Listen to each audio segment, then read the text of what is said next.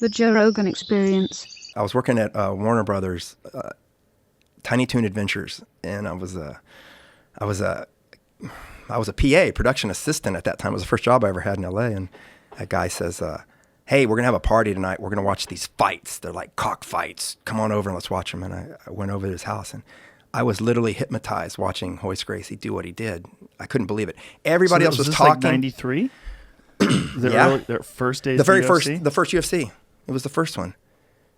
Wow, so you watched the first one live? Yeah, I saw it at a party that I was not supposed to be at, and nobody else was paying attention to this. It was just on. It was like two other guys watching it, and I'm watching this going, oh, I got to do that. Like it was speaking to me in a way I've never, like art speaks to me, and I was watching it, and the next day, I find Torrance Gracie Academy because they kept saying Torrance Gracie, and I knew where Torrance was, so I was living in Studio City in the Valley. I had a Honda Prelude. I drove all the way on the 405, the worst freeway in the world, and it took me about 3 hours to get down there on a Saturday morning. And I walked into that place, and they were done, but I could smell all that sweat and humidity and nastiness, and I was like, oh God, this is great. And I walked in, and they were very nice to me, but there was like these dudes, and they looked so intimidating, and they were just ripped up and clawed up and dripping wet. And this wasn't the pretty days where everybody has rash guards and designer gis. This was like Krugen's gis. Yep. They were yellowed and nasty smelling, and there was chest hair in your mouth. I remember Krugen's. And they came walking out, and I was just like, I felt like a little bitch. I was just looking at him going like, I want to be you. And he goes, oh, where are you from? And I go, oh, the Valley. The Valley? This is too far, my friend. And he goes, my cousin Jean-Jacques is in the Valley. The Machados go there. And I was kind of like struck in awe by everything, right? So I thought, okay, I'll go to the Valley, And there was no internet. Understand, there's no internet. You can't just Google. So I got the Thomas Guide out, and I started looking around, and I would ask people. And so nobody knew the answer to this, because remember, as you know, in the early days, Brazilian Jiu-Jitsu was like, oh, you do that karate stuff? Yeah. And so I got on my mountain bike. I was a heavy mountain biker then. And I got on my bike, and I was in Studio City, and I decided to ride Ventura Boulevard. And I'm going to look at every shop on Ventura Boulevard. And I was driving. I got all the way down to Encino.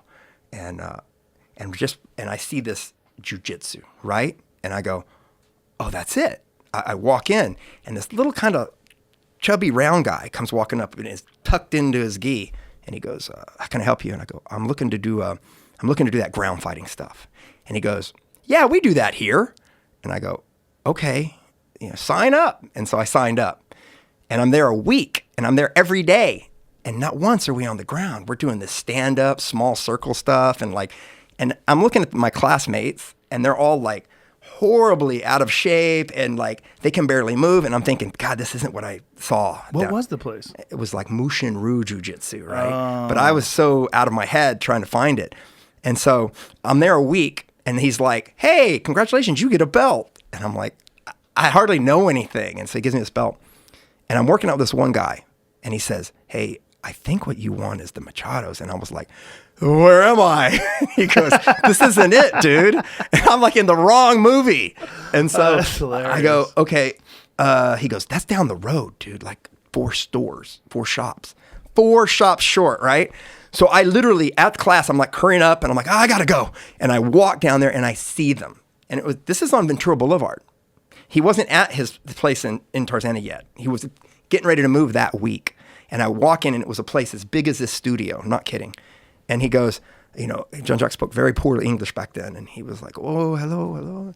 And I'm like, sign. I sign up now, And so I signed up, and I started going to him. But I had made like 2 friends. When in LA, I didn't have any friends because I was there to work and become my goal. And so I was still talking to these guys and still going to the other place. And the time worked out where he was early, and I would leave and go next door to Jean-Jacques, right? So I was there about another week. And we're just doing drills at Jean-Jacques. We're doing armbar drills over and over again from our back, from open guard drills. And I would go home, and I would draw it in my book. I had a sketchbook of everything. So everything we learned, I would draw it, and I would, I was an animator for a long time. So I could animate the movements, and I could see in rolling where we would end up. So if we start here and I did this, this, and this, I knew we would end up over here in this position. In my mind, it was easy because I had to animate it. So I would see rolling like cartoons, and they would just kind of roll into it. And so it came I wasn't a wrestler, but it came pretty natural to me, to the movements, right? And so, so a week later, the guy at the Mushinryu Jiu-Jitsu place was telling me, oh, you got to do this. And I go, but if you did that, you'd get stuck in an armbar. Because he's having me like choke, like reach up. And he goes, no, you can't get an armbar from there. And I go, I think you can. He's like, you're not going to do it. And so I go, well, watch. And he got in my guard, and he did his little chest slap thing, those little like, and he like stuck his arm out. What is the little chest slap? Yeah, you know how they like get ready to fight, and they're like, they do their poses. No. And he did that in my guard. And it was weird, and everybody's watching, right? And they're standing there watching the instructor tell me I didn't know what I was doing. And he did that, and he stuck his arm out, and I grabbed his arm, and I pulled it in, and I threw my legs over his face, and I armbarred him. And he got real pissed off. And he got up, and he was really perturbed, and he goes, that wouldn't work in real time. That only worked because I was letting you get there. And I was scared, and I go, I think it would work, man. I think it would work. And remember, I had 2 friends now, right? My 2 guy friends, right? Right. I think it would And work. they were going, and I hear one of them go, oh no, it worked. And then I'm looking around him, and he's getting kind of pissed. Man, he's a short guy, but he was really stout. And he goes, look, I'm tired of hearing about this Brazilian Jiu-Jitsu. So I tell you what, you use your Jiu-Jitsu, which, by the way, I had like 2 weeks of training. Now, granted, I was there every day with Jean-Jacques, like doing drills. So, if you got one movement that you do 100 times, you're going to have an inkling of how to do it. What year is this? Bro. So you're talking about 94? Right after the first UFC, maybe like 93? 2 months after the first UFC. Oh, so the 93. Yeah, 93. Damn, and so you're ahead of the curve. So I'm sitting there and I go, okay, I think it'll work, dude. Now I don't know anything about standing, right? Right. So he gets up and he goes, okay, I'm gonna attack you, and you attack me, and I'm like, I don't know how to attack you. So he goes, ready. And like all of a sudden I'm in a video game. I'm standing there. So what do? I copy what I saw Hoist Gracie do. I stick my arms up like the Karate Kid, and I stick my foot in front, and he fucking starts like coming at me with his elbows and swinging, and he looks like a little machine.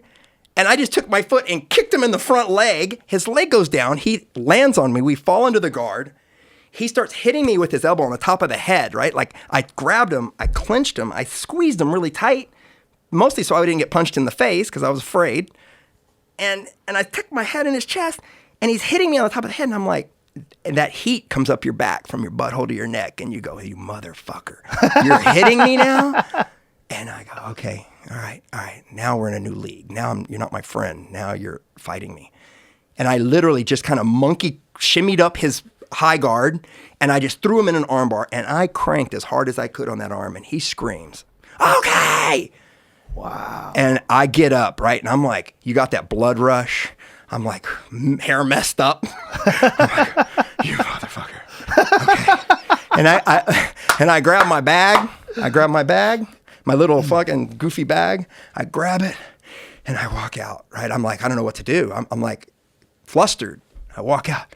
And the 2 dudes come running out after me. They're like, bro, I'm coming with you. Where are you going? Where's that school at?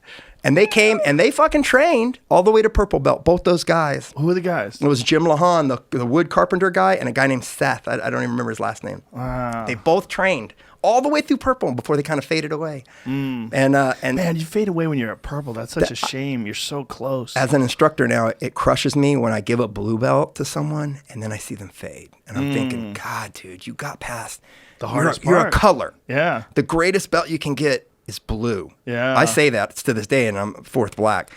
Blue, because you're a color. You're not the white anymore. You're in the club. You're in. Dude, the day Jean-Jacques gave me a blue belt was like one of the greatest days of my life.